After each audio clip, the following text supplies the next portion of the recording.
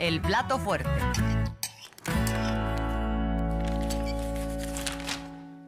Le entramos al plato fuerte. Este jueves es del Sistema Eléctrico Nacional. Hoy se habló de los avances en la modernización y crecimiento de la Comisión Federal de Electricidad.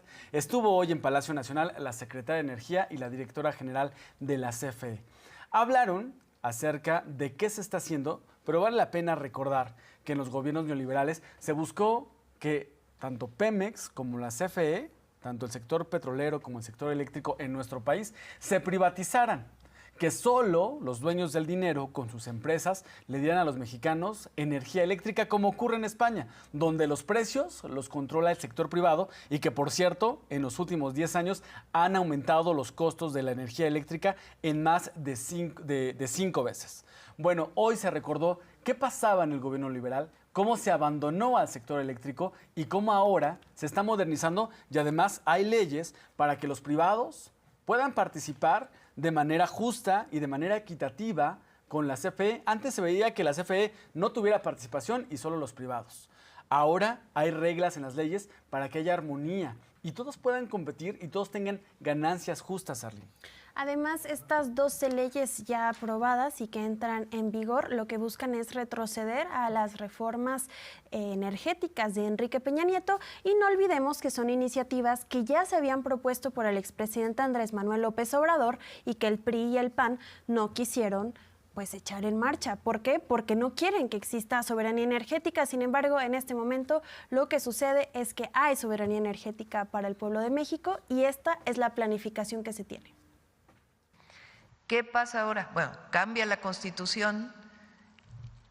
Este año se aprueban, ¿cuántas leyes, Luz? 12 leyes que echan para atrás una buena parte de la reforma energética de Peña Nieto y recuperan a Comisión Federal de Electricidad para el pueblo de México y le permiten integrarse de nuevo en una sola empresa, porque también la habían dividido. ¿Qué estamos haciendo ya con las nuevas leyes con quienes están amparados? Permitirles que se pongan en orden. No solo fue con Peña Nieto, también durante el gobierno de Carlos Salinas de Gortari le abrió la puerta a que los privados le entraran al sistema eléctrico y compitiendo de forma desleal y abusando de la CFE. Ahí con Salinas de Gortari se permitió estas llamadas sociedades de autoabasto que decían 5, 10, 15 empresas, según ellas, producían energía limpia y se colgaban de las líneas de transmisión de la CFE y ellos no pagaban luz. Bueno, esos abusos se permitieron con Salinas de Gortari. Ahora las empresas están entendiendo las nuevas reglas y se están acoplando a las nuevas leyes y ya lo hacen de una forma más leal a la CFE y todos compitiendo con mayor equidad. Y hablando del sistema, de los sistemas energéticos en nuestro país. Se habló de Petróleos Mexicanos.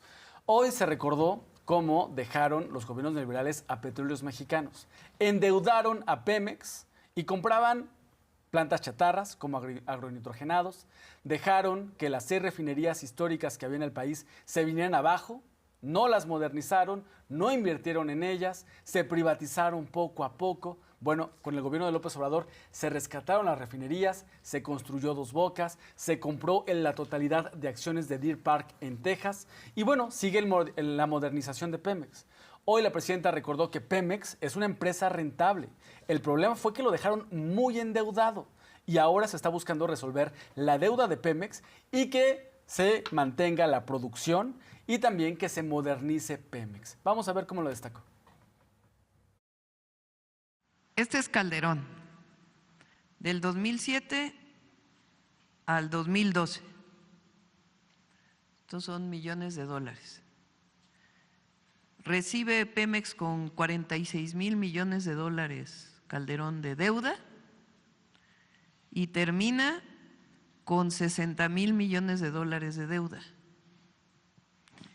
Aquí recibe Peña. Recibe con 60,000 millones de dólares de deuda y termina con 105,000 millones de dólares de deuda en Pemex. Ahora uno diría, bueno, se endeudó pero se produjo más petróleo, más petrolíferos, más gasolina, más diésel. No, se incrementó la importación, disminuyó la producción de petróleo, disminuyó la exploración y además se entregaron un montón de bloques de territorio a empresas extranjeras. Entonces, ¿qué hicieron? Este 2020, recuerden que fue el COVID, pero de aquí a aquí, el presidente lo deja en 97,000. Nosotros queremos cerrar en diciembre con 88,000 y cerrar el sexenio con 77,000. Pero cuando uno adquiere una deuda, pues tiene que ir pagando cada año una parte del capital y otra parte de los intereses. Y destacar que con Fox y con Calderón, cuando comenzó a endeudarse de manera extraordinaria Pemex, el barril del petróleo mexicano estaba arriba de $100. ¿Qué pasó con el excedente petrolero? Nadie sabe, ¿eh? Tal vez acabaron en los bolsillos de unos cuantos funcionarios, porque decían que Pemex era la empresa de todos los mexicanos. Yo sigo insistiendo, en el periodo neoliberal Pemex era más de unos mexicanos que de otros. Era la empresa de todos los mexicanos cuando se trataba de su deuda, pero cuando se trataba de los frutos y el recurso era de unos pocos. De unos cuantos, nada más. Así es. Bien, hablando de Pemex, hoy la presidenta recordó cómo la periodista Ana Lilia Pérez ha escrito acerca de la corrupción que se mantuvo en Pemex durante los gobiernos neoliberales. Destaco los libros, por ejemplo, Pemex RIP, el cártel negro que particularmente habla del huachicoleo y cómo en el gobierno estaban enterados y coludidos con los huachicoleros. Es decir, el huachicolero, ¿tú piensas que es el que lleva las garrafas que acaba de perforar el ducto? No. También los funcionarios de Pemex estaban bien metidos en el huachicolero y también formaban parte del robo a petróleos mexicanos. También, por ejemplo, Anelia Pérez tiene este libro, Los hijos del neoliberalismo. Anelia Pérez ha documentado mucho lo que sufrió Petróleos Mexicanos durante la época neoliberal. Está documentado periodísticamente, no libros de ficción. Realmente documentado y los números ahí hablan. Que por cierto, ¿cuándo habíamos visto operativos como los estamos viendo en materia de seguridad contra el huachicol? Eso también hay que hablarlo. También se tiene que hablar de esos temas. Antes, en el periodo liberal, no se hablaba de ese tema. Se ocultaba, era como si pasara de noche. Hoy recordó la presidenta de esta forma. Pemex es una fortaleza de los mexicanos. Ayer vi una videocolumna de una mujer en Sin embargo, que dice cómo los directivos de Pemex se gastaban su dinero. No me acuerdo cómo se llama ella, a ver si...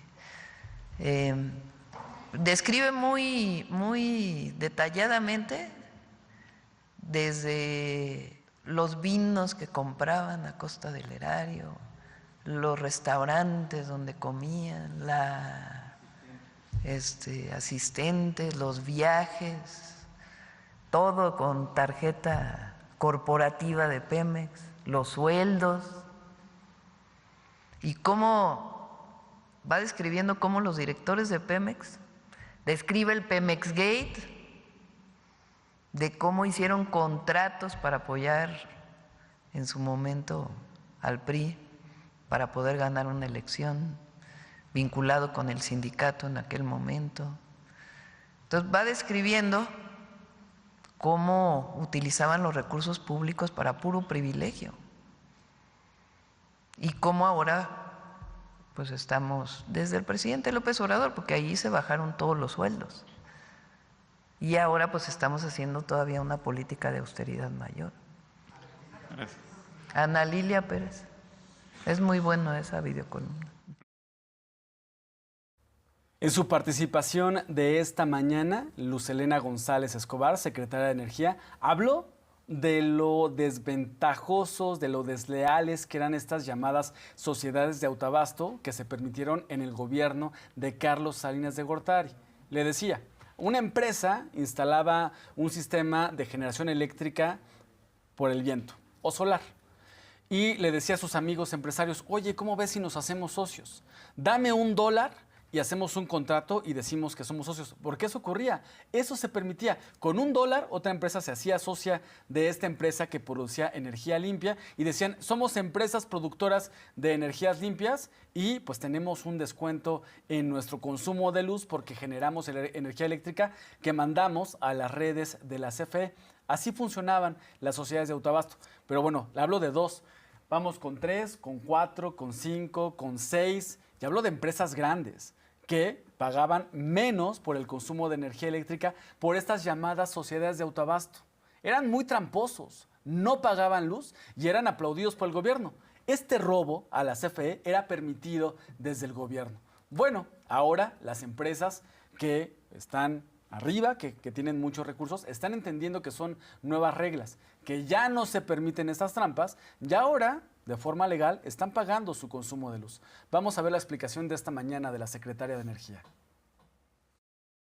Había un abuso bastante importante por muchas empresas que era producto de vacíos, pero que eran ilegales completamente. Con la reforma constitucional y las reformas de las leyes secundarias se reforzó el marco institucional para combatir estos abusos y pues todo el sistema de transmisión del país debe de tener un cobro y debe tener su pago correcto de acuerdo a las tarifas que establece tanto la Comisión Nacional de Energía como la Comisión Federal de Electricidad.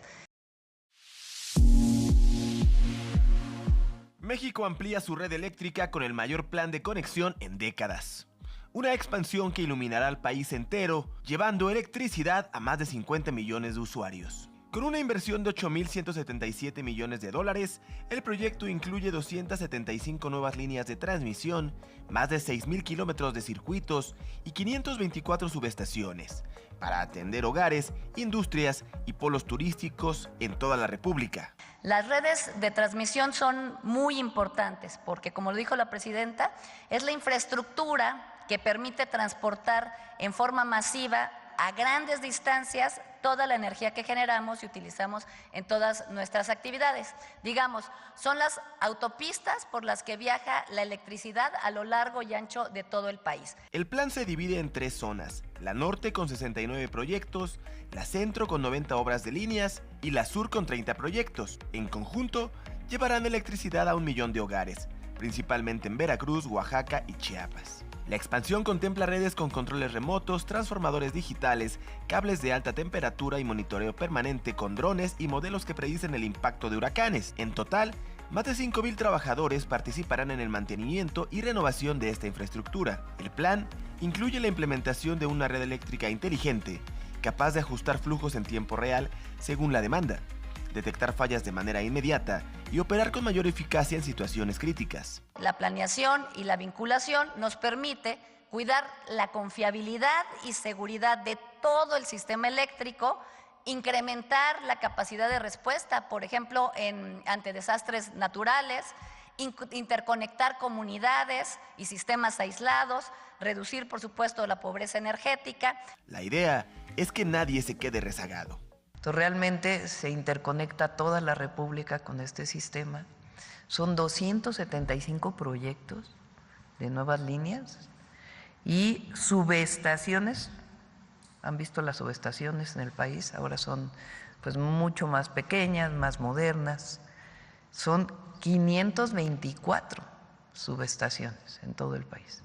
Entonces es una inversión muy importante. De esta manera, se encienden no solo los focos de las casas, sino también la esperanza de millones de familias, quienes se integran al desarrollo nacional. Lo que busca es la certidumbre en la electricidad para todas las mexicanas y mexicanos y para el desarrollo industrial y del comercio y del turismo en México. Hoy no podríamos pensar en el desarrollo sin electricidad. Mañanera 360.